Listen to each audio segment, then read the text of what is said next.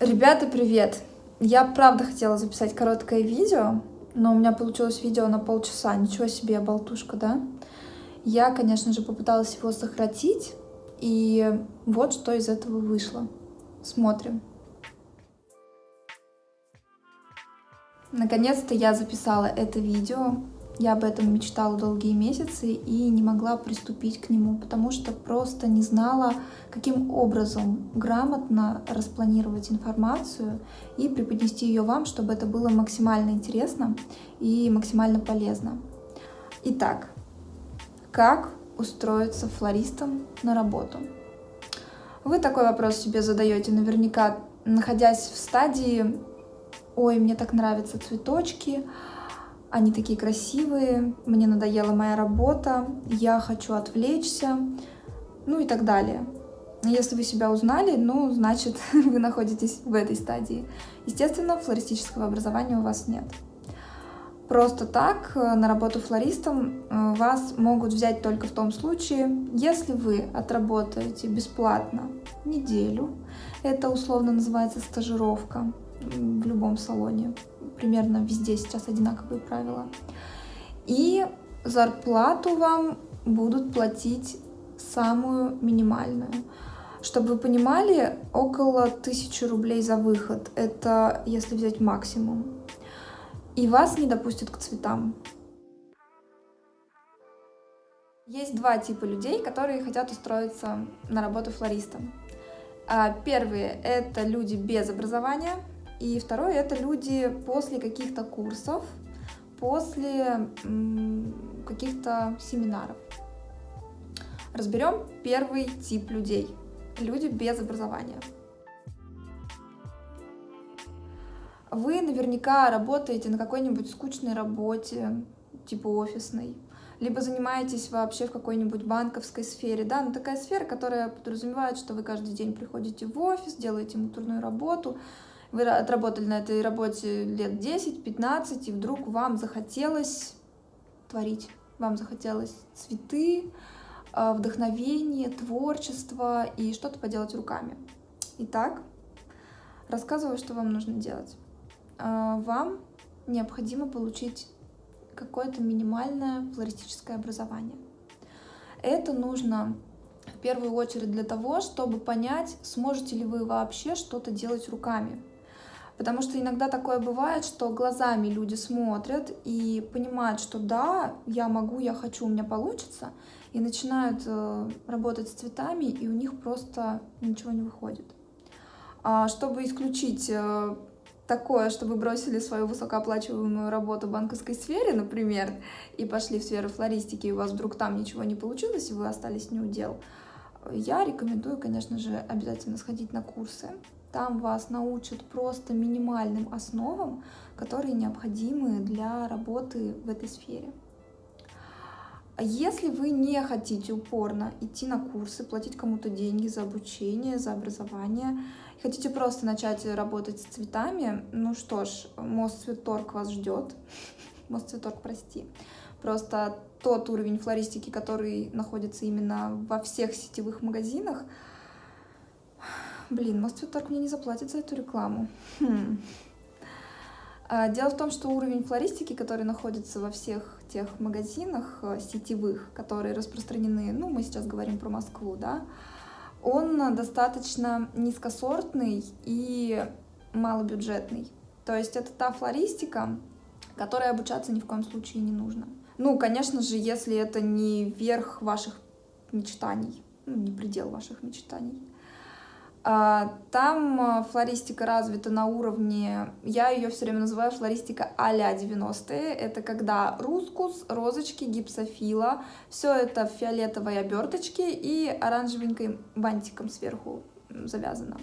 Вот, и вот это все шуршащее, блестящее, это для меня вообще ни разу не флористика.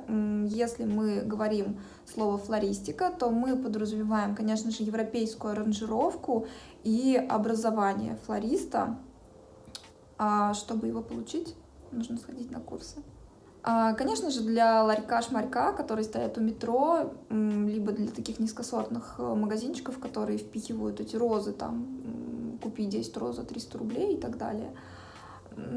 Обучаться не нужно. Вы придете, вам там за полдня все покажут, расскажут, но я, как человек, который придерживается принципа, если ты что-то делаешь, то это нужно делать либо хорошо, либо вообще не делать, конечно же, советую получить образование.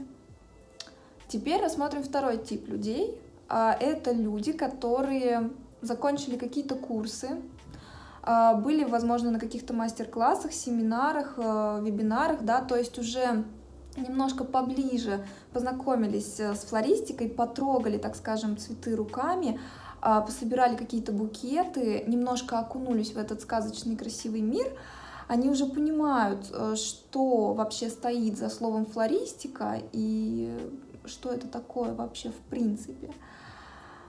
Они живут и ищут работу с чувством «я король мира». Ну, собственно, это было со мной. Когда я получила бумажку о том, что я отучилась в школе Николь, и мне снесло просто крышу. Я вернулась на свою офисную работу, села на свое рабочее место и сказала своему боссу: «Кариночка, привет, я не хочу больше здесь работать, я хочу свой магазин, свой салон». И мне просто снесло крышу, потому что я думала, что я получила образование, я гениальный флорист, я офигенно могу сочетать цветы друг с другом, и вообще я все знаю, потому что, ну, это же Николь, это потрясающая международная флористическая школа. А когда я пошла устраиваться флористом, меня попросили собрать букет на время. Естественно, я не собрала. Ну, я собрала, но не такой, как нужно было этому салону. И я поняла, что, ну, наверное, салон какой-то не тот, тут какие-то завышенные требования. Я пошла в другой салон. Там меня тоже попросили собрать букет на скорость. А мы же привыкли по 3 часа собирать один букет в школе. Мы его собирали, разбирали, собирали, разбирали. И я начала понимать, что походу мне не хватает практики работы с цветами, потому что когда ты делаешь букет, показываешь его всем, все говорят красиво, это еще должно быть и быстро. То есть нормальная скорость сборки букета где-то минут 15, это прям вот край. Правда, 15 минут. Причем букет может быть любой, это может быть 49 тюльпанов, и это может быть какой-нибудь огромный сборный букет из большого количества цветов. Поэтому практика, еще раз практика. А где получить эту практику? Привет, Мосцветторг! Так, нет, они по-любому мне не заплатят за рекламу. Надо перестать приводить их в пример. Это хороший пример плохого примера. Вот так, почему я его всегда и вспоминаю. Поэтому не думайте, что если у вас есть на руках бумажка об окончании курсов или флористической школы, вас везде ждут все салоны с распростертыми объятиями. Скорость в школе не ставят. В школе прививают вкус к искусству, вкус к вкусу, так скажем, да. Вы должны понимать композицию, пропорции, ну и так далее. То есть, кто учился на курсах, тот, конечно же, поймет, о чем я говорю. И эти знания стоят денег. Поэтому на курсы ходить стоит.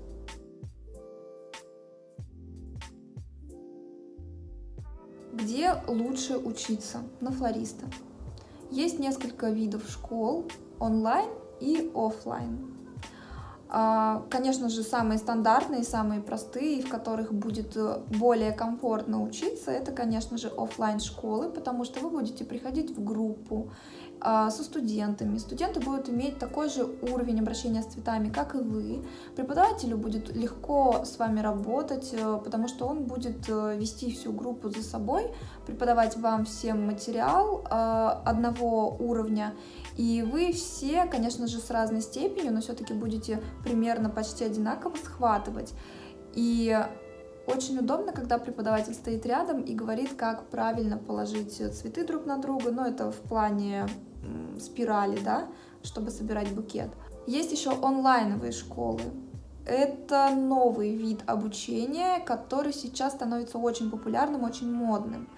потому что вы не тратите время на дорогу до этой школы, вы можете выбирать график, по которому вам удобно заниматься, у вас есть личное общение с преподавателем, ну, по крайней мере, мой онлайн-курс это включает в себя. Сложность заключается только в том, чтобы вы сами себя заставляли заниматься. Для самых внимательных и интересующихся я оставлю ссылку на свой онлайн-курс. Вы можете посмотреть состав, почитать отзывы уже моих существующих студентов и решить для себя, готовы ли вы обучаться онлайн. В предыдущем видео в моем аккаунте есть код на скидку, поэтому я рекомендую вам посмотреть предыдущее видео. Оно называется «Флористика в кондитерских изделиях».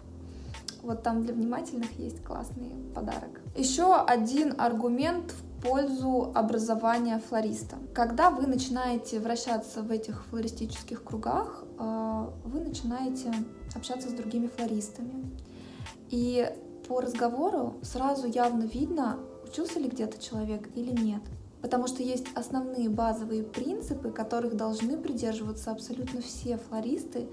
И если мы в нашей сфере видим, что кто-то делает что-то не совсем то, ну, мы сразу понимаем, учился ли человек в флористической школе и насколько хорошо он там учился. Флористическое образование должно быть, если вы хотите стать флористом, потому что без этого вы не сможете понять основные базовые принципы создания композиций. Я долго морально готовилась к записи этого видео, потому что это достаточно щекотливая тема, и вы знаете, нет ни одного видео на YouTube, кто бы рассказал об этом. Поэтому я решила быть первой и помочь всем тем, кто мечтает о работе флориста, устроиться флористом.